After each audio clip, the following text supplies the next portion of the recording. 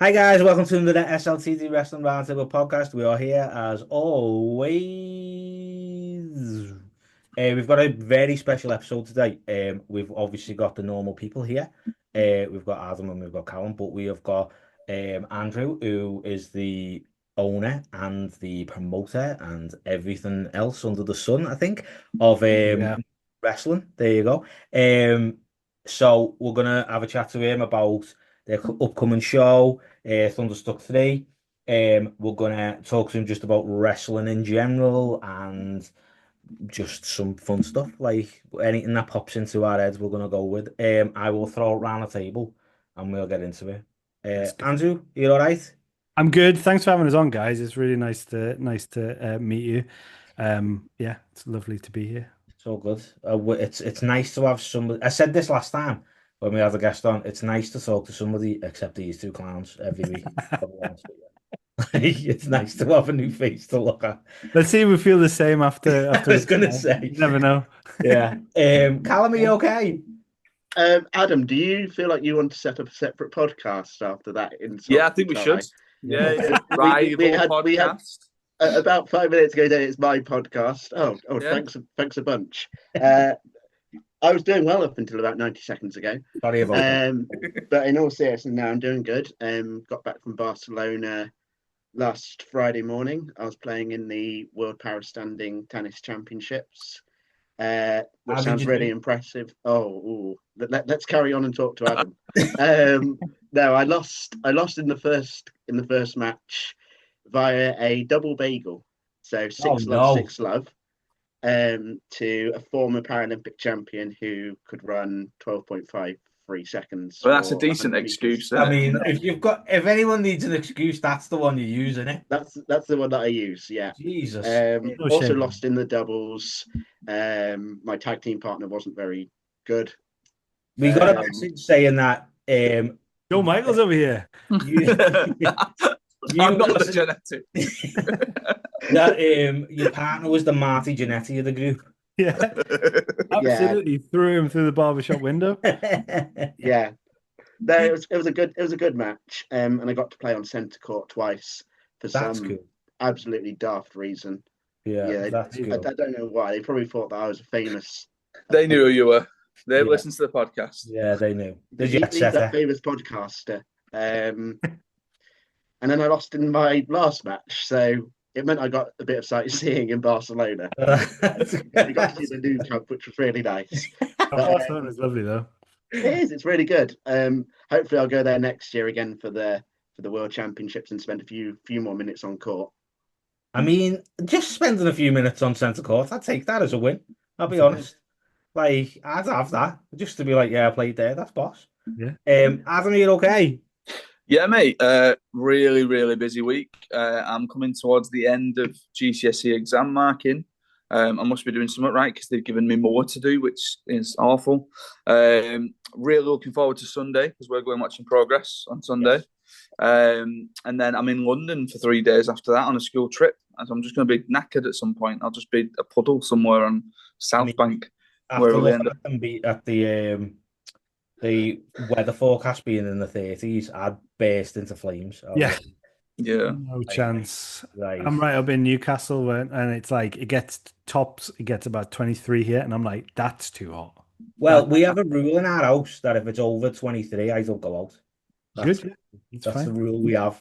Unless it's something really important. Monitor by the door. Yeah, I'm if it's not over leaving. 23, I'm like, that's too hot for me. Yeah, I've got like genuinely, I've got like a proper vitamin D deficiency. So like I get sunstroke off like it being a little bit sunny. Like I'm just done to death. And I've got no hair. So it just burns me. It's not good, man. It's not a good you sight. and the elderly have to stay indoors when it's That's it, yeah. Yeah. Oh no, I've got to stay in and watch wrestling. Oh no, you go out to two kids. Oh bye, okay. Oh, pick me up a pineapple. Oh, you know what I mean? Something like that. I don't know Pick me why, up a pineapple. why a pineapple. I just, yeah, I don't know. I don't know. I say isn't that that what sometimes. the swingers put in front of the houses? No, I'm Oh, not. here we go. It's an upstart that this Yeah, podcast. Look, he's staying in. Yeah, I bet he is. Anyway, yeah, we have our guest. You're making us look bad again, I'm telling you. You're making yourself look bad. I've said nothing. I'm just asking questions, man. This is awful asking about fingers and that. I will say that the first message that we received off Andrew. Is it Andrew or Andy or what you like to be called? What's the Andrew's cool. Andrew's fine. Yeah.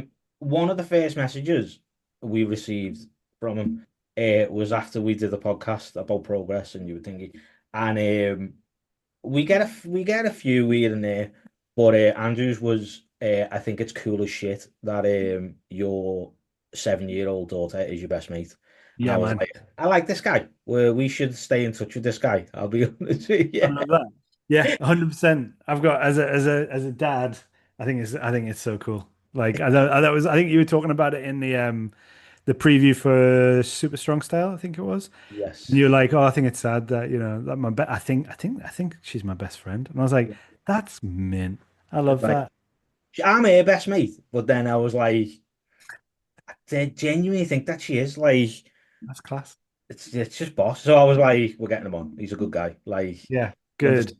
he gets it. Yeah. So going into like wrestling and stuff, right? So obviously the first thing we've got to ask is, how do you go from being a wrestling fan to being a wrestling promoter? Like, where's the, because there's got to be some sort of point in time where you're like, I can do this.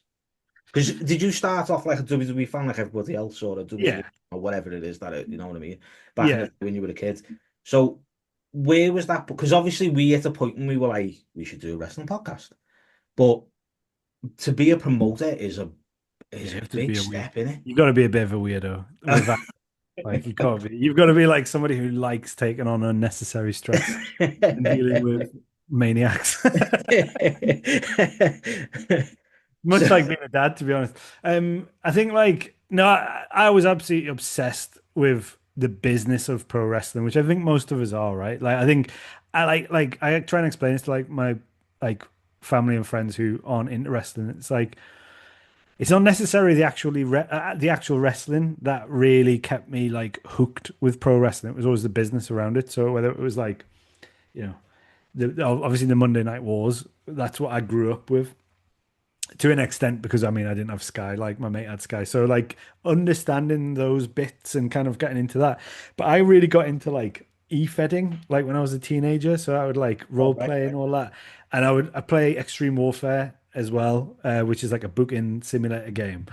And that is all about like this like the booking of wrestling and certainly e-fedding was like writing promos and writing stories and going up against other people writing stuff. And I ran my own e-feds with my mate and things like that. So I've always been into this, like into the idea of how it works and how you tell and wrestling as like as a storytelling kind of format. And then I kind of came out of wrestling probably about the same age as everybody else. You get to like your late teens, you get a bit too cool for it. Like, and what brought me back in was 2011. It was the pipe bomb, and I was in and out though. Like I got to admit, I was in and out. Like I'd watch a bit of like pro wrestling Noah. Like I met. Do you know Sidgwick from What Culture? We work together in like he's like a You What know Culture. more what culture than I do. I don't know. Is it Will Sidgwick? Michael Sidgwick. He's Right, called. I'm thinking of someone else then.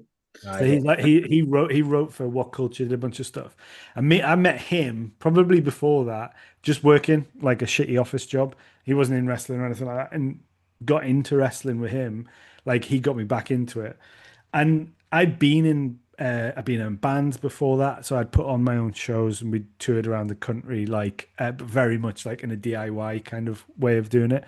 And got in the back of a transit van and kind of like it was in like late MySpace era type stuff.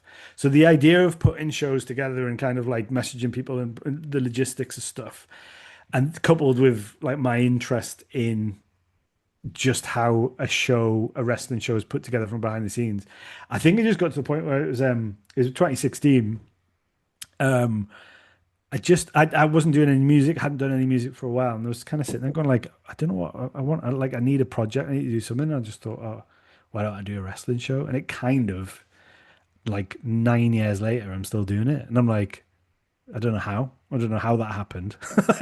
But yeah, so I don't know if that answers it. But yeah, that's kind of how. Yeah, like I think that was because that's the thing. It's sort of wrestling's got this thing where I feel like more so probably than anything else, you kind of people want to like be part of it Yeah, rather than just sit there and watch it. They want to do something more than. Like you get like football fans who are just happy to go to a game or like sit in the pub or sit in the living room and have a drink and socialize and then that's that. But I feel like wrestling is more like accessible than anything else in a yeah, weird way. 100%. Do you Well, know it's what I mean? subjective, isn't it? So, like, the idea of like what's a good wrestler isn't like so. Like Ronaldo and Messi, it's like it's indisputable that they're the two best of a Yeah. generation because they've scored the most goals, they've won the most trophies, they've literally been the best players. Whereas with like pro wrestling, it's kind of different. So I would imagine we've all got our different like Mount Rushmores for pro wrestling. So like, and like for some people, like I fucking love Eddie Guerrero, like. Some people Yes. see that. Like some people, I mean, I Yeah. think it's probably a bad example, but like, like I think it's so subjective. And because the actual writing of it, because the curtain was lifted 20, 30 years ago anyway on kayfabe and things like that, like you can have an opinion, you can have a valid opinion, you could put together a storyline that is potentially better than what is on TV. Like, do you know what I mean? So like you could write something out and go, that's better than what's on TV. Now that doesn't mean that you can actually do it, but I think because it's subjective and it is based on opinion, and even the writing of a wrestling show at the WWE level, who they push as their champion, it's based on who they think is the best one, who they think is the best one. So I think it gives you that like yeah, I think it has that thing of like it's so subjective that you can get into that man, and there's so much discussion around it as well. Yeah. Where you said about like you love Eddie Guerrero and that's like a thingy. My favorite wrestler is Billy Gunn. So Lush, let, I love let that. that sink in. All He's an right. ass man, so We went to all in Might not be it. his wife's ass, but he's an ass We we we went to all in, didn't we? And Yes. like me and Adam have known each other a long time. And genuinely, I think that was the only time I've ever lost me shit over yeah, anything and was just like, oh my God, oh my God. Like it was, and it's just one of them things that's like, it's pure joy. Like that's what wrestling should be, just pure joy. Like even if you're mad about someone who you like losing, it still should be pure joy. It should yeah, just, 100%. And I think that's it. I think a lot of people forget that. I think that's just the world that we live in right now. Is like everyone thinks their opinion is like the right opinion. yeah, So it's kind of that thing of going like, I think that's a really good way of putting it, actually, is that people forget that. Is if your guy loses, that's okay. Like you yeah, just and the fact that you feel shit about that and you feel wronged by that, yeah, that's okay too. I think the Brian Danielson Yes movement was a prime example of that, of like how they used that kind of whole feeling of like people going, he doesn't get pushed enough. And they were like, yeah, we don't push Brian Danielson at all. Danny Bryan, we don't push him at all. And it's yeah, like, actually, they were though, because they gave him more TV time than anyone else. They built yeah, their whole WrestleMania storyline around Daniel Bryan, but still people were going, yeah, "No, he's not. He should be champion." It's like they were like, "Yeah, no, we don't want to make him champion." And it's yeah. like, I think that was a prime example of that done really well. And I'd like to see that more on indies of people just going, "Look, not everyone can win, and if the guy doesn't win, that's okay." Like, just trust the process, I guess. But yeah, yeah. That's literally what I was just about to say. Like, kind of learn early on it when you're doing stuff like this is to like trust the process because we've talked on podcasts about one thing and then it's gone either a completely different way and it's been like, oh, actually, that's a little bit better. Like, and it's one of them where it's like, oh, I didn't see that coming. Oh, that's quite good. And like, that's when it's at its best, I think. So, with you did mention off podcast. So, with you doing obviously what you do at North and all stuff like that, you don't really watch as much wrestling as you used to anymore. Nah, no. I mean, I would also weirdly, I was thinking about this. Like, my wife's away on Sunday, so I was like, "What do I do on Sunday night? Do I sit down?" And I was like, "I'm probably going to do work," but I was like, back in the day, I'd have been like, "I've got wrestling to watch, computer games to play. I've got, and maybe this is just being an adult and going, I am best going to use my time doing something productive. But I'm like, I just don't think I have the time anymore. But I also think it kind of being in wrestling sometimes ruins wrestling for you a little bit. Like I would say, I'd love to be back in that position where, and it happens every now and then, but like where you get surprised by something in a good way or a bad way. Like, I think the last time, think about Undertaker's streak. It's like, that was fucking like so many people whinged about it when Lesnar, and I was like, yeah, but we're feeling something. That's the whole point. It's like, that's a good thing, man. Like, it's a good thing that we're feeling something. And I'd like to be back in that situation again where I was watching wrestling and went like, that was cool.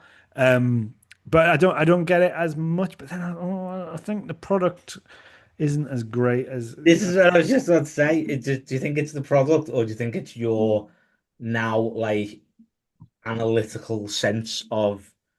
Do you like overthink what they're doing because you'd be like, oh, this is how I do it, or this is how. Is it one of them? Because I feel like we do that a bit. Yeah, I think everyone does. I think everyone does. I think the modern wrestling fan does that, which I think is a problem, and it's a bit sad. But then I also think I don't know if many promotions. I'm not saying I'm doing it, by the way. But I'm not sure if many promotions have got the answer to that, where they're able to do something that genuinely brings the fan back out in people. I think wrestling fandom's in a bit of a weird phase at the minute, and I think it's difficult, isn't it? Because you kind of want to say, hey, we want to see more positivity, and it's like, well, you can't force positivity. I think you just want people to be a bit more just enjoy it. That's it, yeah. Well, interestingly, I was just about to say, Adam, you recently bailed all social media. I did. Like, and you've said it's made it way better. Yeah, because I literally, unless it was for you two and the little chat that we've got for the podcast, and then even sometimes where we've come on the pod and you've said something, and I'm like, what? When did that happen? Really? So like, I'm literally seeing nothing. Like, I'm on Instagram, obviously, but like, I'm not on Twitter, so I'm not seeing anything to do with like, you know, all this stuff that comes out where it's like, oh, there's a rumored report that this thing is going to happen, and it never ends up coming to fruition. Literally, my day, like, I'll be at work, I'll go home, and the first videos I'll watch on YouTube are the Cultaholic news roundup of the day. And that's how I get my news. And then I'll watch their sort of features. And then that's it. And I'm enjoying it so much more because I'm not having all the sort of background noise of this person saying this thing possibly looks like it's going this way. Or even the stuff of like, when you want a surprise to happen. So when it comes like to Royal Rumble time and they're going, such a body's been spotted at this airport and blah, blah, blah, blah. And all it takes is for one thing for you to read. And my sort of surprise has just been taken down a peg. That might be it, because I think like you immediately go on social media in the morning and I'm like, well, I know everything's that's happened. So maybe I'm not going to fucking watch it. Take us here. Oh. You talked about WrestleMania 30. That's what you get for talking about his streak ending. He's back, baby. You know what though? Like, it's really difficult, especially where we where we put our show. It's like it's really difficult to get a full blackout of like a brewery. I'm really jealous of that room. That was total blackout. Yeah, that was brilliant.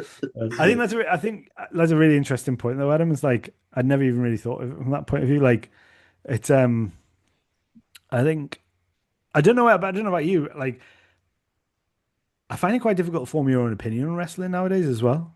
So I wonder whether it's like actually removing that and going like, because putting your head above the parapet when you're talking about wrestling, you're going to get it chopped off no matter way. Like if you talk about it online, I wonder whether, that is the best way to enjoy it. Is that kind of like just a much more, I would imagine it'd be a much more freeing experience and just enjoying it for what.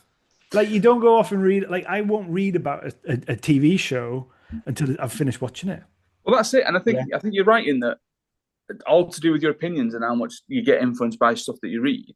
Like, I've always had this thing, not wrestling wise, but like film wise as well, that like, because I do a film podcast as well, and Ollie, one of the guys that we get on it, is known for being a bit of an edgelord, and like, he'll come on and give you all these contrarian opinions.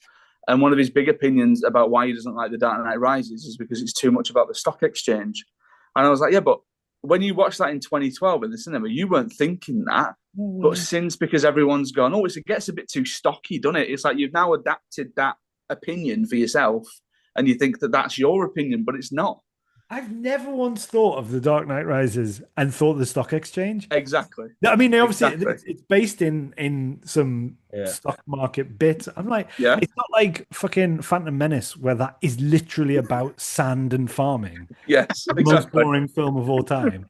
Like, and Liam Slater thought, hey, I'm going to send Liam. I don't know if you'll listen, but Liam Slater thinks the prequels are better than the original Star Wars. No. What, one, two, and three are better than No. Wow. No.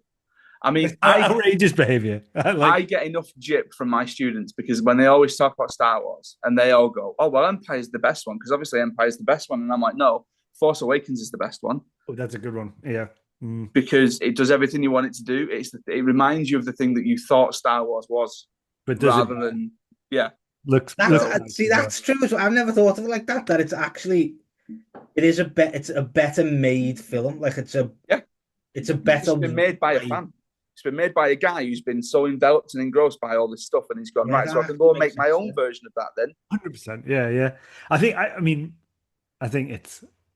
Return of the Jedi is the best one. But anyway. Whoa, that's a hot take. I don't even know what you're talking about because I've never watched Star Wars. We'll move off Star Wars. You've never watched Star Wars? Never watched Star Wars. Why have you never watched Star Wars? This is like when I come on the podcast and talk about Nottingham Forest fantastic 1-0 win. We talk about Nottingham Forest, but I think you never watched Star Wars, man. Right? Never watched Star Wars. Sorry, that you've got. To be honest, though, I hadn't watched Lord of the Rings up until about 6 months ago. Oh, I need to do that as well. I'm 40 years old. Like, so then go into it late. What did you think about it then? I just thought, whoa, trolls and goblins and fucking bullshit hobbits. I was like, oh, it's gonna be shit. Honestly, within about 30 minutes, I was like, whoa, this might be the best thing I've ever seen in my life. It is. Why did I put it off for 20 odd years? You can't get like that because that's again with the opinion of other people. Is like it's like, oh, it's long and it's like.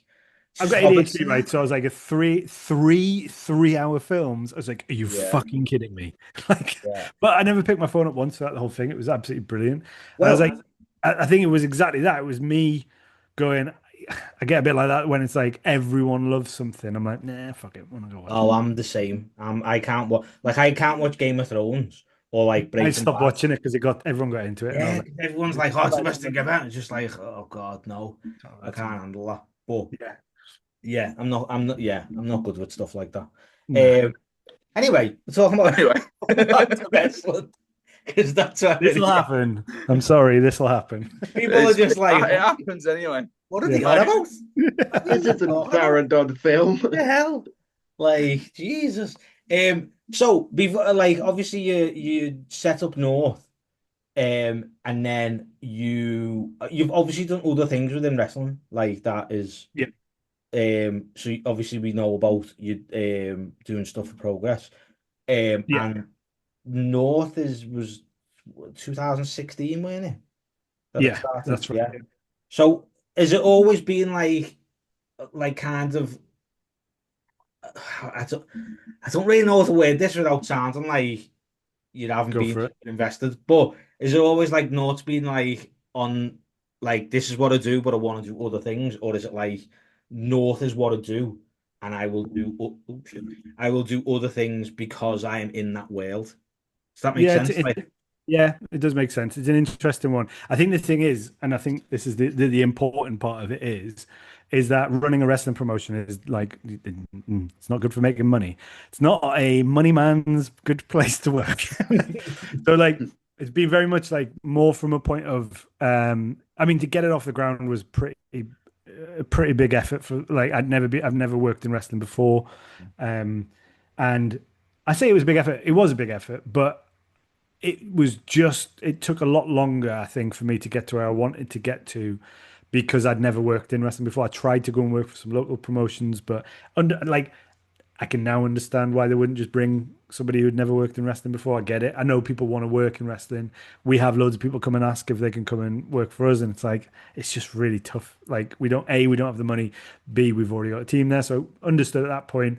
So I just started my own thing, and I think it's been more from a point of, you need to pay the bills. So like, if a company comes along that has more money and has a bigger profile, like Progress. I mean, Progress was my biggest influence when we first started. Progress and ICW in 2016 were the absolute fucking tits. They were the best, and I think we took bits from them. Much in the best artists steal and call it inspiration. It was like we did that, and then try to make it our own thing. And when they came knocking, it was like 100%. I've always worked on the side. I'm a freelance graphic designer, creative hustler, I guess now. And I think like when Lee McAteer asked us to come along, it was like, absolutely, like I want to give this a try. It was like an amazing opportunity. And I think like a really cool opportunity for somebody who had been a fan as well of Progress and been influenced by Progress. So I think North has always been a priority in my life, but it has to come second to paying the bills, Yeah. And the goal is to get it to a point. And probably one of the big reasons why I left Progress was I wasn't really focused on North by the end of it. I had to focus on Progress.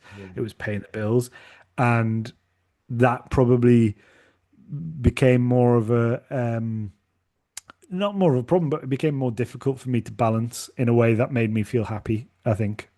Yeah, I was just about to say that's one of them where it's like you kind of, it's hard to keep your passion going for the thing that you want it to be when you're putting all that energy into something that, not that you don't want to do, but it's like this is a means to an end kind of thing.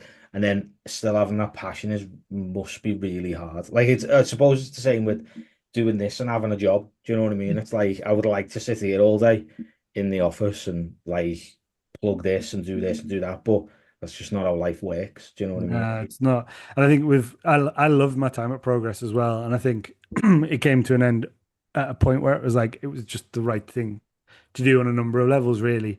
But yeah, it's tough. I mean, it's tough when you start doing your passion as a full-time thing as well, because it then becomes a job. Like, and I think when it's the thing that you love, and don't get me wrong, it's like I loved my time working at Progress. It's just difficult when the thing that you love doing and the thing that you've been working towards getting to, and like I did, and also I was working in wrestling, so like I've worked shit fucking jobs. So I was very much like all of this is we're talking within the wrestling sphere here. So like none of it's that deep, none of it's that heavy. I was very lucky to work in that situation, and still am lucky to work within wrestling. So yeah. Is it one of them where it's like even the worst job in wrestling is still a job in wrestling? Like that's kind of, you'd sort of, I'm still wrestling, so it's like it's not bad. I could be doing something I hate. 100%, 100%. It's like I think that was it. It's like a lot of the time it got very difficult at times, and it is a hard job, and you're dealing with a lot of different people and different opinions, as we've touched on, from fans through to management, through to creative, through to wrestlers, through to everyone. That's the job, is dealing with all the different opinions. And it's tough. It's tough to do that, but there were times where I was like, oh, yeah, but I'm earning a living from wrestling. That's pretty cool. Like, and I've done that for a bit. And to go back to like 2016 and go like, hey, but at some point you get to do that. And actually, a lot of the work that I've had that's outside of wrestling has kind of come from what I've done in the wrestling. That's cool. I'm like, that's cool. Like, and even if it's not wrestling based, it's like I followed a thing that I loved, and it's given me like at least a chance of a living, which is like, that's really cool. Yeah. I'd love to do it. Like I always think about it, and like students that are coming to me and say like, what would be the one job that you'd do if you weren't a teacher? And I always say like wrestling promoter. Like I'd love to just give it a go. I'd love to just, and like I sort of got a bit of a stern look from the wife for this one. But I was on the 1% Club last year, and when they rang me, they were like, "What would you do with the money?" And straight away, my answer was, "Being on it." I was like, I recognize your face. I was like, I'd run my own wrestling promotion. or like I'd run like a one-off show type thing, and she looked at me like I'd just sort of like wished death upon her and death upon the kids. And I was like, no, it's being like, come on, if I'm willing to win 100 grand, I'll just get all these local people and just do it as a one-off. It's fine. Do it at the school that you work at after 4 o'clock. You got a good size This room is there. it. Yeah. Well, that's pretty much how it started for me, was exactly that thing. It was like, I'm just going to do it and we're just going to see how it goes. And I never once thought that it was going to be a thing that I continued on. I'd hoped it would be, but it was very much like, I'll just do one show and then go from there. But I absolutely I don't know why, I just got bitten by the bug for it. And it's like, it is hard, but it's like, it's really fun. And it's like, it's a bit mental. It's a bit of a mental job to have sometimes, and certainly like not very well paid. Well, I was gonna say, like, two-part question, not talking numbers, but did you make money off your first show, or did you like break even? So first show, if memory serves, I think we lost a bit. But we did okay. Like, we got 160 people in. And we had Will Ospreay when he had just been on Best of the Super Juniors. Wow. He pulled out 24 hours before the show. Did he?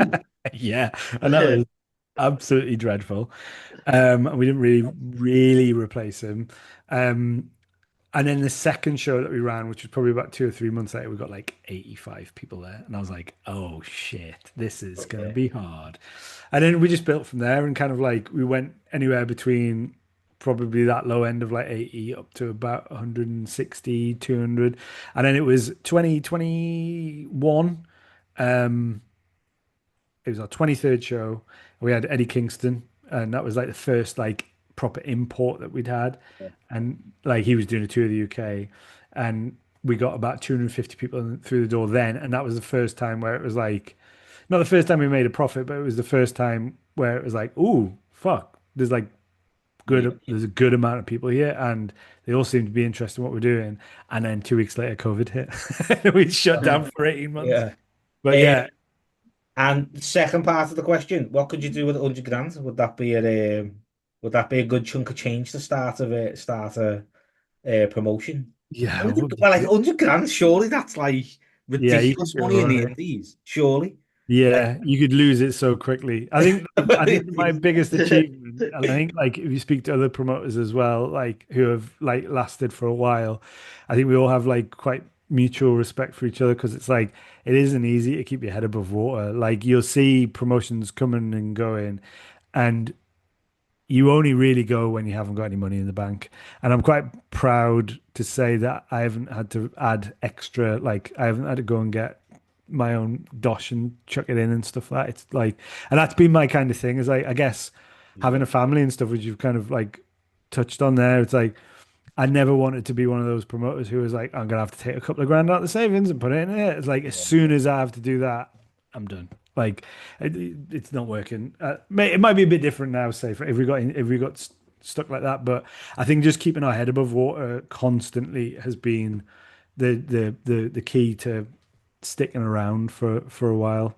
But yeah, 100 grand would do you well. But you could spend it so quickly on fuck all. Like, yeah, the thing you'd have to spend it on would be like good marketing, like getting whatever got you in front of as many people as you possibly could. Because like, if you could spend it on an import, right? But who, like, this is a good question. Who's that import on the indies that draws? I don't think. That's unsigned, obviously. Yeah. I mean, like, as soon as you go like WWE, like as soon as you say even a lower roster member and you go, hey, we've got a WWE guy coming on our show, you'll sell tickets immediately.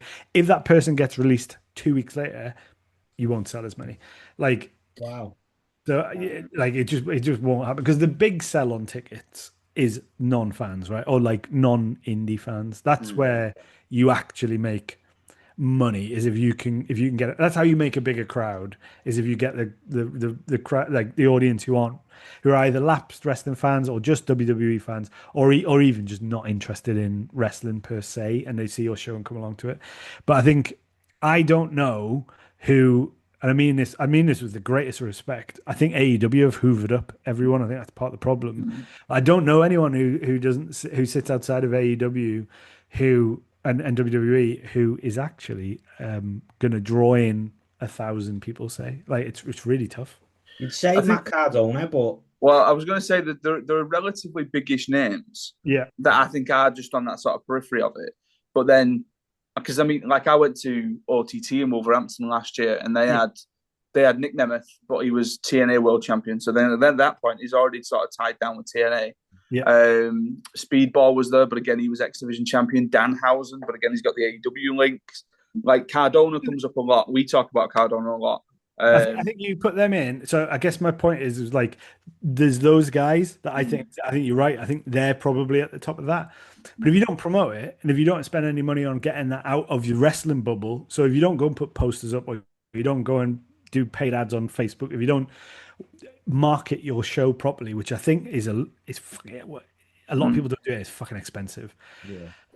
I think that's where a lot of promotions fall down. So like if you going back to that, like if you had 100 grand, I would marketing in some way, Yeah. like getting it in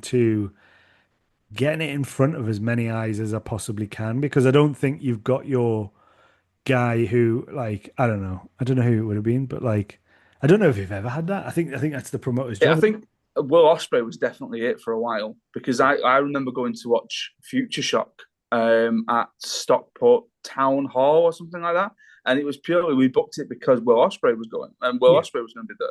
And you're right in that I think there's nobody at the minute on the indies that people then go, oh, have you seen this guy on the indies? Have you seen this girl on the indies?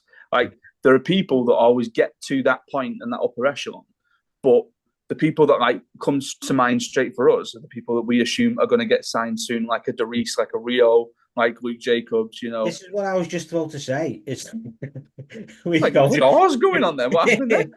This is what I was just about to say. Is that it's like I suppose, especially in British wrestling, like we always are like Rio and Darius and Luke Jacobs, but then arguably you've got the other end of the country who don't really know those people Yeah, because they're very Yeah. much like it depends. around our like the northwest or our circle. It depends who's booked on the shows that you go to. Like so, like Yeah. like I think we're forgetting when you're in independent wrestling, like you and as a fan or whatever, is like you will get fed a lot of that content on social media and stuff like that because you're in that bubble. If you're outside of it, like you could still be a wrestling fan and not know who the fuck North is and live in Newcastle, which is like it is mad. Like, and that can be said the same for like you could still be a pro wrestling fan and not know who Progress is without like that's really like I know people like that and that's mad. Like, Yeah. but I think that's why it's like that's not me saying that there's no talent that shouldn't be there or don't draw or any of that type of stuff. But I think it's more like that's when the show becomes super important, and that's when it's like it's really important for promoters to look outside of the wrestling bubble and go like, how do we get ourselves in front of a different audience? How do we get ourselves like how do we tell people that Jinder Mahal's coming to Newcastle? Like how do we do how do we do that? Because it is expensive to do that as well. And I think I just think there's only a few people who do that. We don't have that person right now. But also social media, you can just see everybody. Like gone are the days where you have to buy a ticket to see somebody. You can just see somebody now. It's like This is what I was going to say. going on. Like the best thing and worst thing that Yeah. I think has kind of happened to indie wrestling is the likes of Triller. Like Triller is amazing, and I've joined Triller and I watch stuff on Triller. Like so I watch Progress do it. I've watched North on it as well. Like so it's really good for that side of it to be like introduced to new wrestling. Yeah. But then at the same time, it's a bit shit because like it's less people Watch it going on out to the show. Do you know what I mean? So Well, that's why we came off live streaming. So we did 2 shows where we live streamed to Triller, and I understand that's the important of like that is the future of the business, right? Is live streaming, and we should be on there. But it absolutely made a knock-on effect to like it cost me more to live stream to a show, live stream a show. There was a cost of doing that. We didn't make back what we were spending on live streaming versus how many people were watching it. We were making exactly the same, if not, maybe a little bit more than we were than pre-live streaming. but the business is moving that way where it's like, hey, you've got a live stream. So like, but it stopped people buying a ticket. And even like, and don't get me wrong, I think Triller's fucking great. Triller has brought us way more eyes to our product from around the world now, which is crazy to think of. But it's better to spend your pound at Patreon with us than it is with Triller. We get more money. Yeah. Yeah, I It's- was just going to say that. So, a sort of like multifaceted question, I suppose. Now, I went to the last North show, so Project North in Leeds, and like a couple of things on there that were sort of like instant observations was obviously it was a relatively small space, Yeah. but the way that you'd sort of positioned everybody around the ring and all the fans around the ring, it looked great. Again, there we go. I can't even do anything to other than going around the side of the room. No, it looked really great, sort of having everyone there. But then I think the sort of the flip side to that is like when we went, I'd not seen people like Kemper before. Yeah. And that was my first time sort of seeing Kemper. Like I'd seen Jack Bandicoot again in Progress, and like we knew certain people from Progress and stuff like that. And I think it's important that you have these names that are pulling people in. But then I think someone like a Rampage is really interesting, I think. Because I think Rampage was in Progress so much, and I saw him in Progress, and I saw him do all this kind of stuff. And then when it was around Defiant and WCPW, but then I feel like there was a point where I assumed that he'd just stopped wrestling. Yeah. But then, like, because we got introduced to Will Cruz through Progress, and then I was like, hang on, there's a Will Cruz and Rampage tag team in North. They're the tag team champions. They're fucking mint as well. Yeah. Like, and it's strange to sort of see all these people just pop up every now and again. But then I suppose linking to Thunderstruck, which we'll have to touch on in a minute, how important is it for you to get people like a Raj Desi and a Paul London in to sort of, I suppose, shift the tickets? Yeah, I think I love that, everything you've said there, because I think it's really important there's a number of levels that are really important there. So like the top level one is like getting and I'm gonna say Jinder Mahal because it sounds cooler that I've booked Jinder Mahal. Like it's in the dark is weird, by the way. I'm gonna run and turn the light on, but I'm still listening. All right. I think so I think booking those guys and these bigger shows that we do, they are in a bigger venue. There's a bigger capacity. We get more people there. To do that, you need. And it goes back to the whole audience that we were talking about. You do need to be able to draw in a more casual audience. So to draw in that casual audience, you need people who are noticeable outside of the North universe. So like it will be like a Jinder Mahal. I was just talking to Tom Campbell about this because like we originally had Tajiri booked and he cancelled his tour. And it was so strange for me that, and there's no slight on Raj, but like more people were hyped to see Raj Jinder Mahal than they were Tajiri, because Tajiri for me is like fucking massive. Like, but I would have thought that, yeah. I said it to these guys. I was like, North have got Tajiri. Like, yeah. I mean, when you said North has got Paul London, I was trying to backflip. Yeah, there you go. Yeah, I mean, Paul London is somebody that I've wanted forever. Like, he's one of my favorites, I think. But yeah, so the Jinder one's really a really interesting one, is that, and it's why it's really important for me not to book for me, because there's so many people who are younger than me, like I'm 40 now, who have a much. I mean, it was World Champion like 2017, maybe I think it was. Yeah, Jinder. It's like people have a much clearer recollection, or there's younger people who care more about Jinder Mahal than they do Tajiri because they weren't around when Tajiri was around. And I'm like, oh yeah. You know what? I never thought about that. I was like, what? Like, and everyone hated him being world champion. Everyone was like, I remember the uproar of it. But then obviously when you talk about the time, it makes more sense because it's like, well, he is a more recognizable name than Tajiri because Tajiri was 20 years ago. Like, some people just don't know who Tajiri is. I mean, that fucking mind. I'm like, oh my god, I'm old. But like, I mean, whilst I was really sad because honestly, Tajiri is right up there for me, for people that I wanted to book. But to get Jinder in, it's super important that we have those. So for these bigger shows, that we have something that draws in that casual fan. Now, there's that argument of going like, well, you want to be able to draw with British talent, and 100%, I 100% get that. Like, I really do.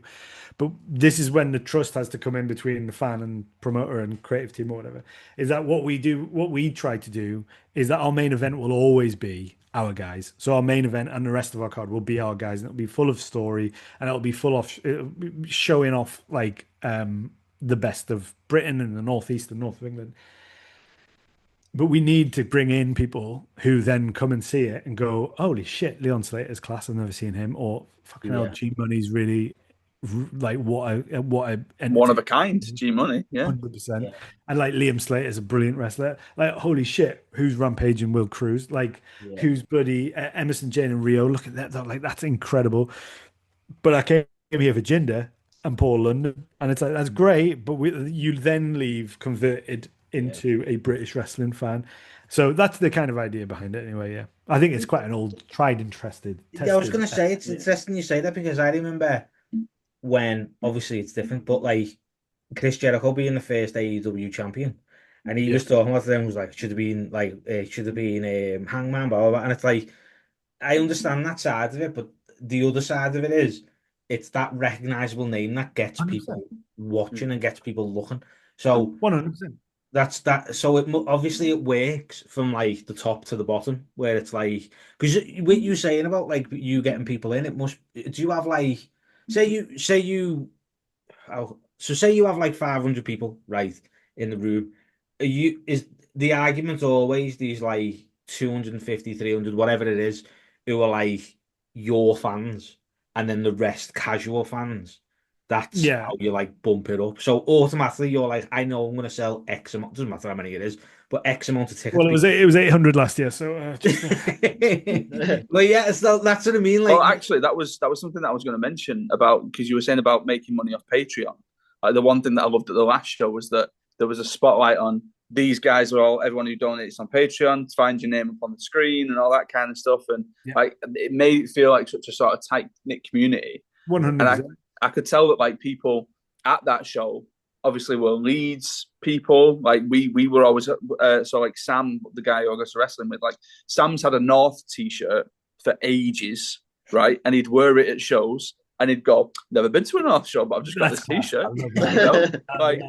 And then so we were like, as soon as they said Leeds, we were like, right, well, we're going to go to Leeds and watch North, aren't we? And now we're like, well, we're going to wait for the next one, and we're going to go to that one. And then the amount of times where I think I've looked in maps to see how far it is for me to get to Walkerdome, and then forgotten that I've done it, and then done it again a week later, and I'm like, I can't make it. I can't do it. I can't, I just can't make it work. But again, like the Patreon side of things, because you must have had people at the Leeds show that had come over from Newcastle as well. Yeah. So I think this is something that I nerd out about all the time. Is like, and I don't know if it's interesting or not, but I try and look at what the audience is. I think we have a hardcore right in the middle, and that will be like the guys on Patreon. And I think this is applicable to most wrestling shows as well. So whether it's like whether they are hardcore North fans or hardcore wrestling fans, I think we're starting to see more people who are just into North as well, like in our hardcore, who don't watch any other wrestling as well, which is really lovely.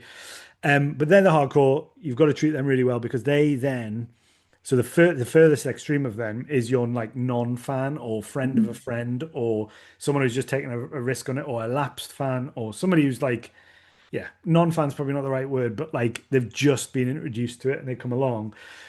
We need to make sure that our show is as relevant to them as it is the people who are right in the center, who are following all the lore, following all of the little Easter eggs that we're putting in there, all the stuff that we're giving for them. It has to be also applicable to the guy or girl who walks in the door for the first time and goes, "What the fuck is this?" Like, they have to get it straight away as well. So I think we've got like that, I would say, and then you've got everyone in between there as well. And we really care about each and every one of them. And I think I spend a lot of time, and this is something I've done since like only over the last few months really, and this is probably the thing that I didn't get to do a lot of when I was trying to help run two promotions, is really understanding that and understanding who those people are and what makes them tick and what they want to see and what wrestling they like, and what makes them more comfortable, what makes them enjoy a show more. And I think again, that's like the Thunderstruck shows. Yeah, we've got like, I think we've got a bigger core, because I guess not everyone comes to every show. So we probably have like a fluid, let's say anywhere between 4 to 600 people who always come to who come to a brewery show over the year. They just don't come to every one. We're then adding on top of that, we're trying to add another bunch of people in there who have just never come to a wrestling show. So that's why we make this show all ages and family friendly. Because I mean that in itself is like an absolute joy. Like having kids come to the show and enjoy the show is like a new level of like, oh, this is why we do it. This is absolutely sick. Like seeing like kids react in the way that I would have reacted. Like this is like what a satisfying thing to be able to do. But yeah, I think audiences are built out of like many different people. Your hardcore inform the person who's sitting there with their arms folded going, I'm not sure about this, like, but then they'll see like the hardcore fans like reacting and they go, oh, okay, right, well, maybe I'll cheer for, or I'll boo them, or I'll, and they follow suit from that. And then it's our job to take that person and bring them through like and turn them into a hardcore fan.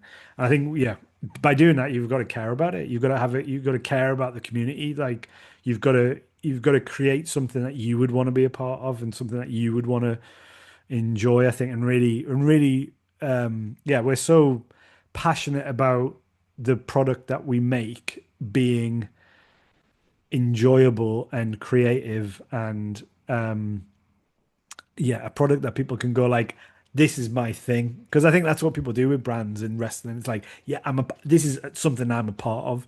And yeah, we don't take that for granted at all. Yeah. That's the nice thing about wrestling, especially the indies. You kind of like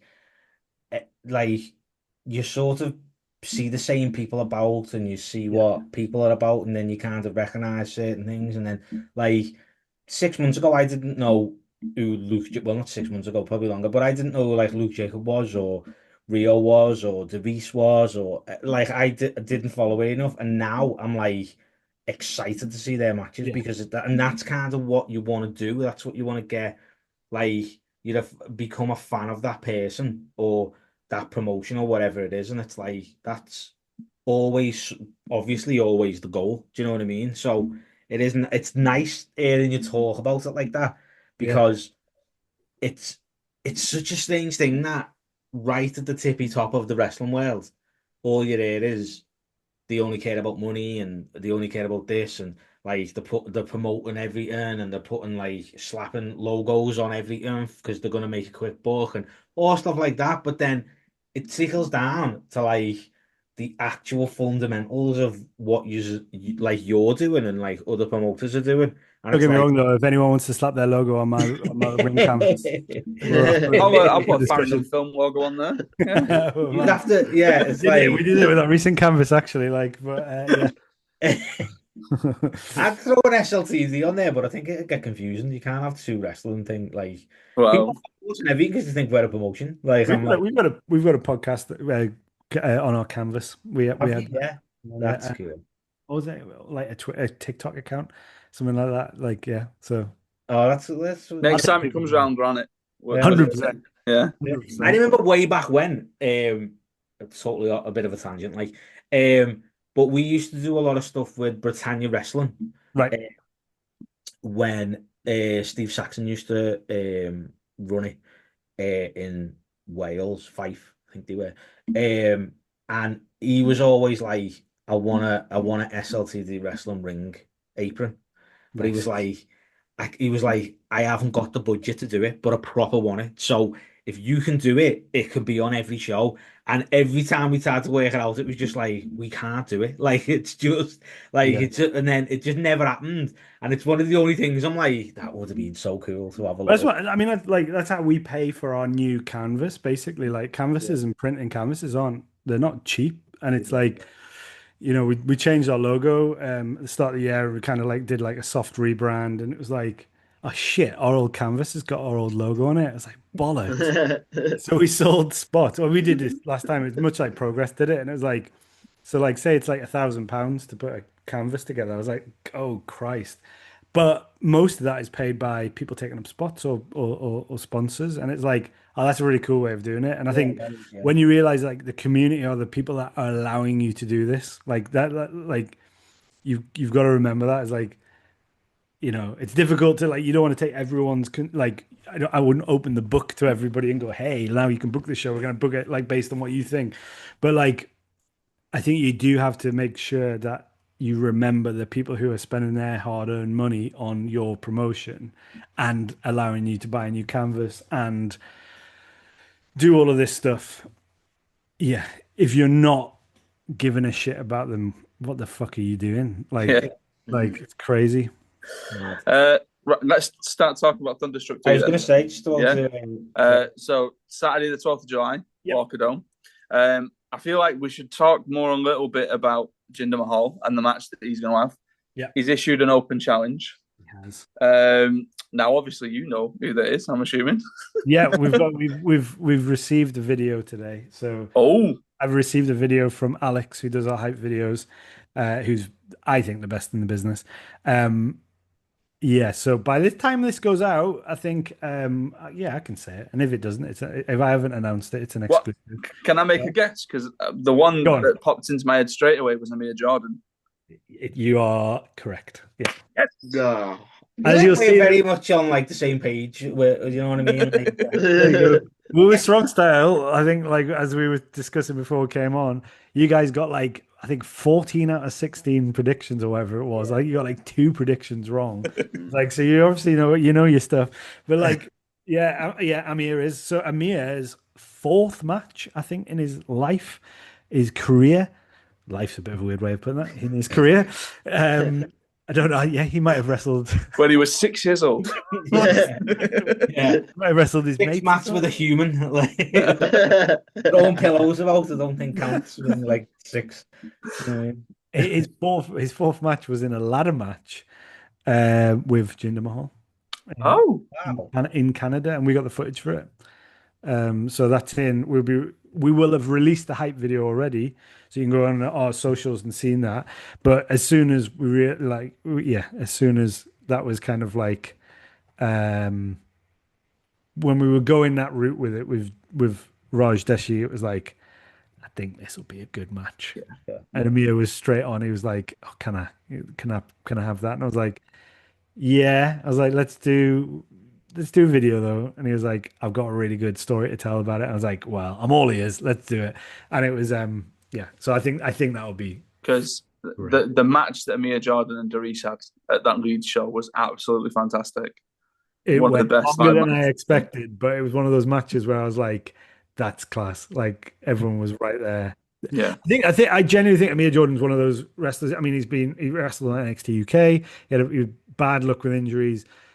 He's well known. I think hugely underrated on the British scene. I don't think he gets used half as much as he should. I think he's like a wonderful wrestler, really, really great storyteller. Has been a really great storyteller from like we did a match with him and Nathan Cruz back in 2018.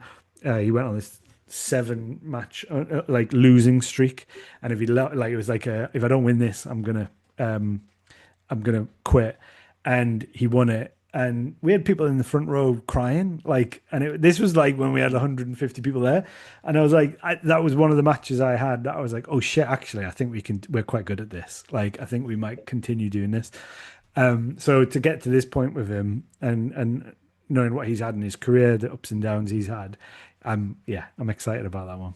Yeah, no, we're good. To go to the match that you announced as we record this yesterday. Yes.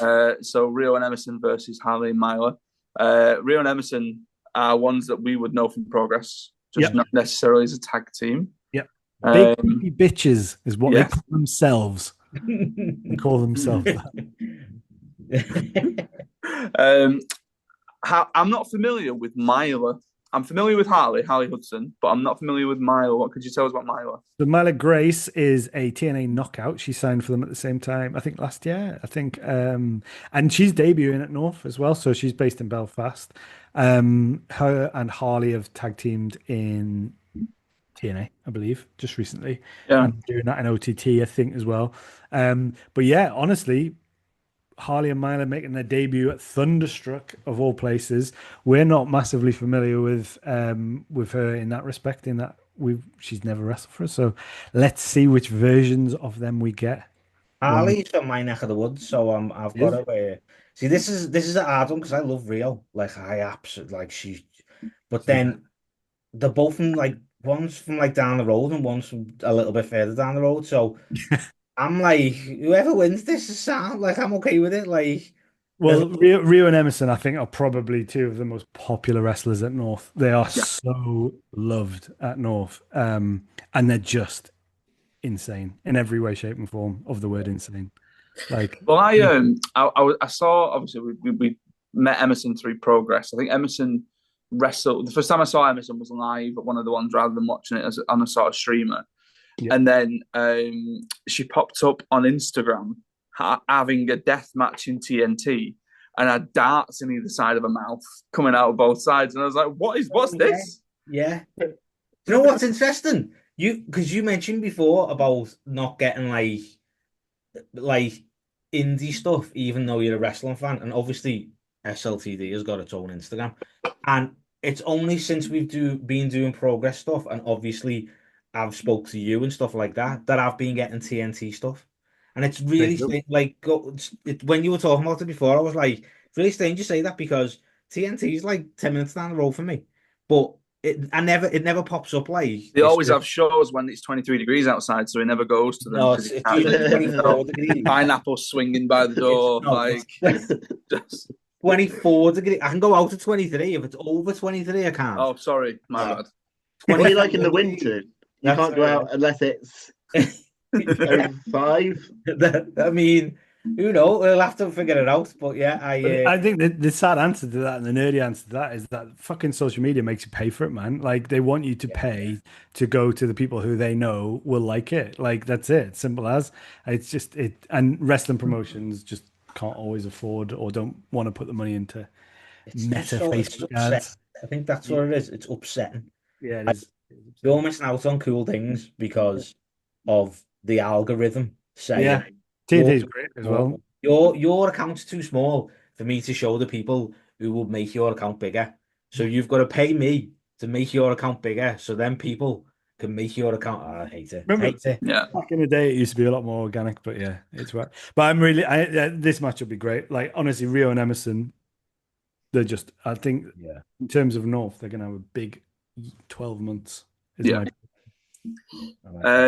Callum, your time. Yes. My time to shine. My man. Like, what I get. Oh. Former WWE Tag Team Champion, former Cruiserweight Champion. Like, we mentioned Paul London quite a bit because both Callum and I, and I'd say actually Ty as well, are massive Wundrick fans. Yeah. And they were such a sort of prolific tag team. Yeah. And did we pitch them for when we did the Cruiserweight Classic?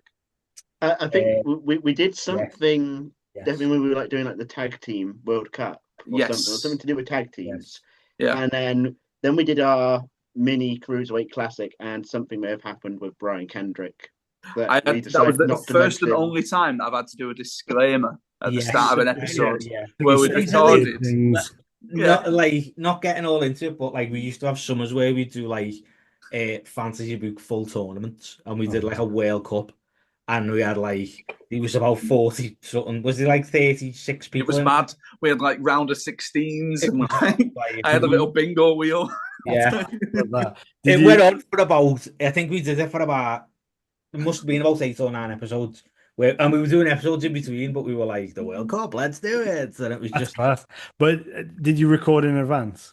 And then did they say something on Twitter? Yeah, so we recorded the Cruiserweight Classic in advance, and then all this stuff came out about Kendrick. And Callum was just saying like, oh, I don't know what we can do about this because he was my pick. So I had to do a disclaimer at the start of the episode and say, just so that you're aware, we recorded this before the comments were made. The guy was like saying, oh, Brian Kendrick is amazing. He's one of my favourite wrestlers. Go on, we put him in all of his opinions. Fully support. I had to sort of convince the two of them why Kendrick should go through to the next round, and I was like, "Put Kendrick through. He has to go through. He's done all of this." 3 days later, certain comments that he made came. Yeah, I remember what he made. I remember them being pretty spicy. Yes, enough to get him off AEW anyway. What is interesting because I don't think they like. London, obviously, the stuff out in Mackenzie, but I can't remember a time where they were like once they left WWE, they haven't really done much together, have they? You would think that, Yeah. because all that stuff came out a lot later. Mm. You know what I mean, you'd assume they'd carry on a bit, but London's just like next level, isn't he? He's just he's just one of them dudes he's just. I would put Paul London in the same kind of bracket as a Daniel Bryan. Like he's one of them, like he's such a crisp wrestler. Yeah. Like I think that sort of golden period for me of like the Cruiserweight Championship on SmackDown. Yeah. Where like he had like a year-long run with it, and you sort of getting people like Chavo Guerrero's in there, Billy Kidman's in there, Rey Mysterio's in there, Tajiri's in there, and it was just like that's my favorite era. And I'll sort of do it to death when we do stuff like this. But what are obviously not revealing a match that's not been announced or anything like that. But what are your plans for Paul London? So Paul London, we haven't got him announced for a match yet. There's a likelihood that he will be inserted into a storyline that we've got. Well, a feud between Shreddy. I don't know if you ever heard of. I do know Shreddy Breck. Yeah, and a local chap called Henry Faust, who's kind of our he's our underdog. He certainly had like his fair share of hardship over the last couple of years. Those two have been kind of feuding recently, and I think we might have to kind of throw them in together, but that hasn't been decided yet. We've still got a few. The classic British promoters, my want to do. I'm like, maybe there's a bit of, maybe we've got another couple of people who could sell a few tickets that we might chuck in there. But yeah, we'll see. Nice. Before we move on a little bit, maybe a weird question, but do you know when you're like promoting stuff? Yes. Harder or easier if like promoting Paul London? Paul London from WWE and everything else, like MLW, TNA, all that stuff. But then, obviously, Jinder Mahal isn't Jinder Mahal anymore. Does that make a difference? Yeah, so we had to do it with, like, in terms of, like, saying their name and stuff like that. Yeah, and promoting them. Obviously, you can have, like, formerly known as, like, but it's, obviously, you've got Paul London's names up in lights there, but you haven't got Jinder Mahal. Does that make sense? Like have their own name or they've got to have a different name. I'd much rather have Jinder Mahal on there, like without a doubt. Like, but you can't do that. You can have formerly known as. First time we came up against that was with Scotty 2 Hotty, and I think he had to be. I think he was Scott Garland. Yeah.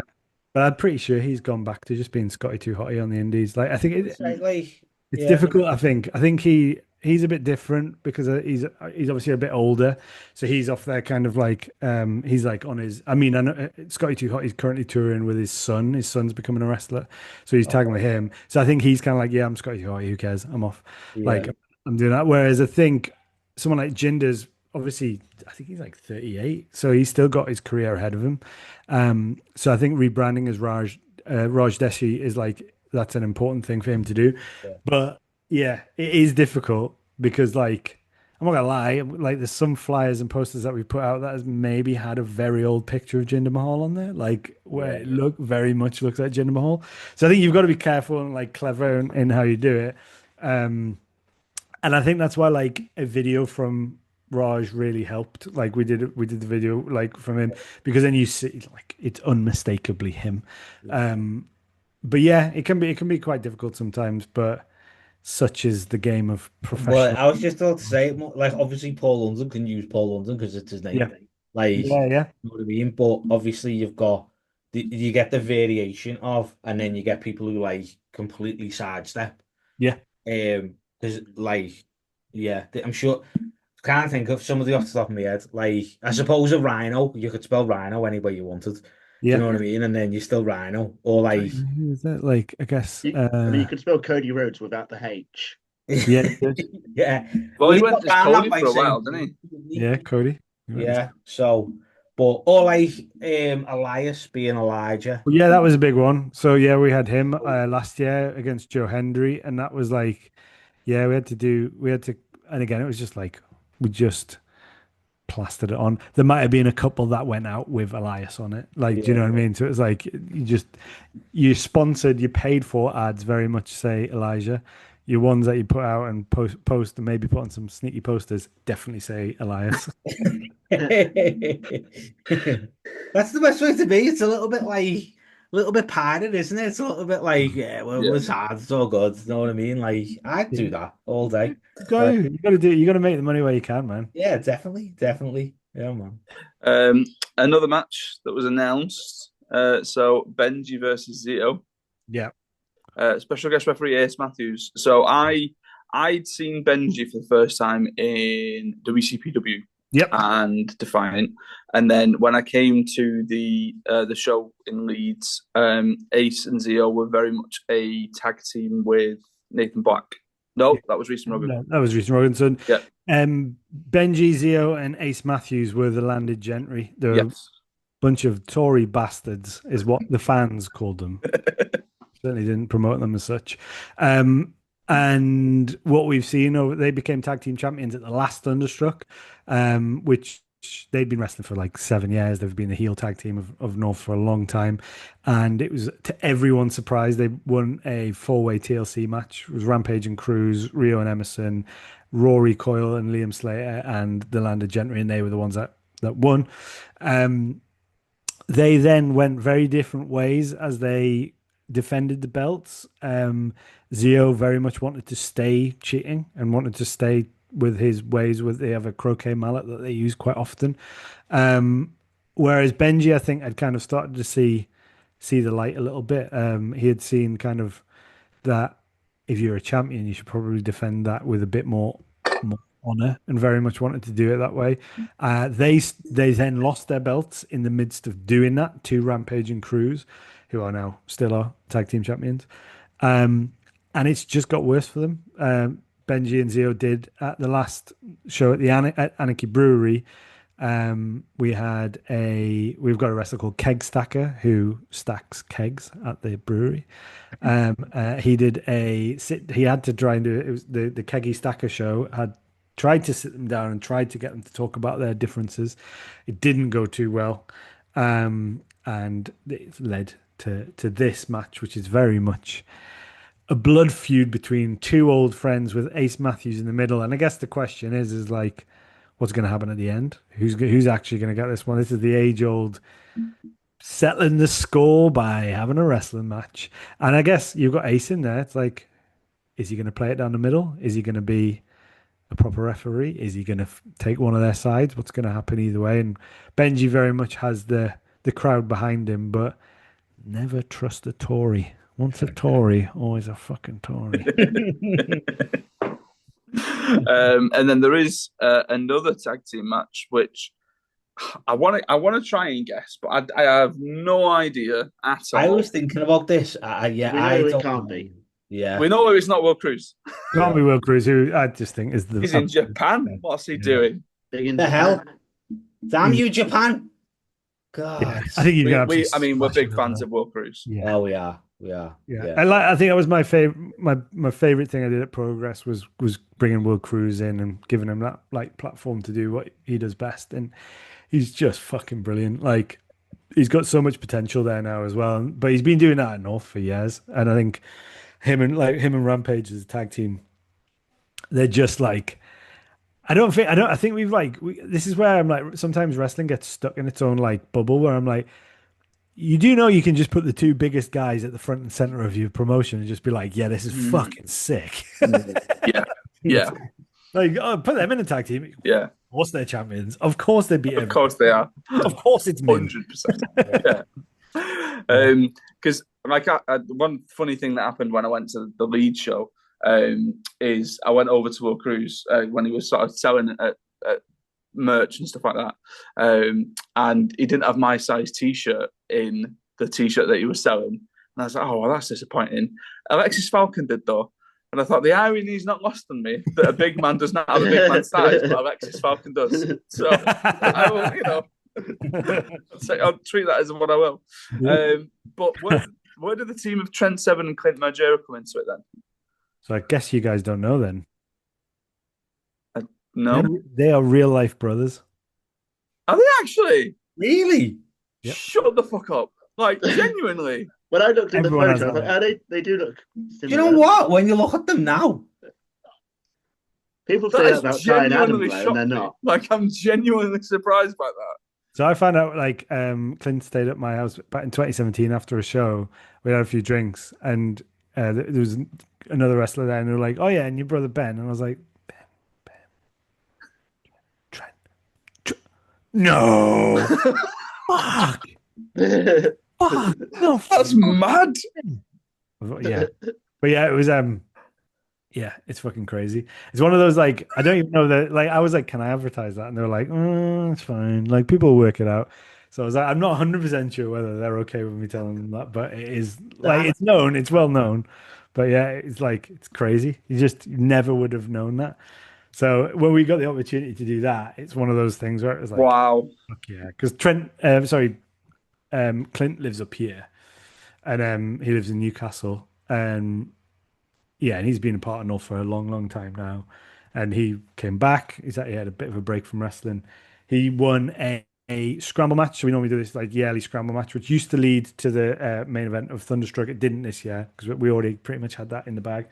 And the winner got to choose a tag team partner of their choice to then get a shot for the tag team belt. And Clint obviously chose his bro. So there you go.